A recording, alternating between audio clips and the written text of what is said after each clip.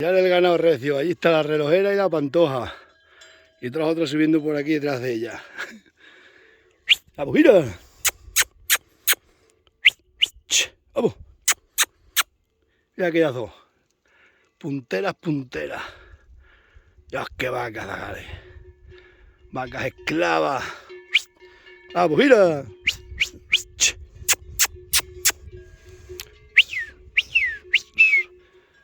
¡Dios, qué buenas son el ganado recio! ¿Visto? La pantoja de la otra delante sin conocer el camino. ¡Ey!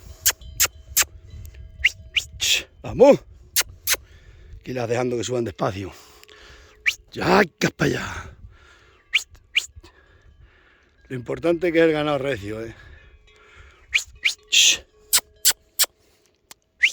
¡Vamos, alegre!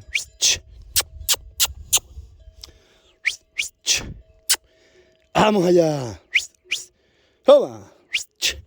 ¡Mira! ¡Cago en 10! Lo que es el ganado recio, vale.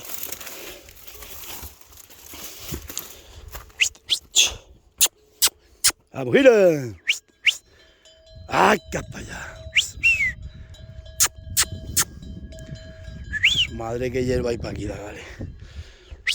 ¡Toma, mira! A ver si viene aquí para arriba. ¡Vamos, mira! Mira el toro. Carretero también está puntero. Vamos a saltar de aquí a allí, saltaremos. Vamos a poner aquí el pie. Ay, aquí te caes un canchete, has matado. La relojera puntera, la segunda la pantoja, la paloma y el toro. ¡Hey! Alegre se ha quedado allá abajo y el buey ese goloso también. Toma, mira. ¿No ves el ganado recio autóctono como zumba por aquí para allá? Oh, buen día. Ya.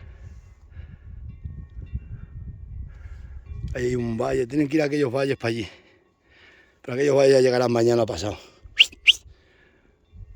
Sos dejo, dagales, que paséis un buen domingo, que mañana es lunes.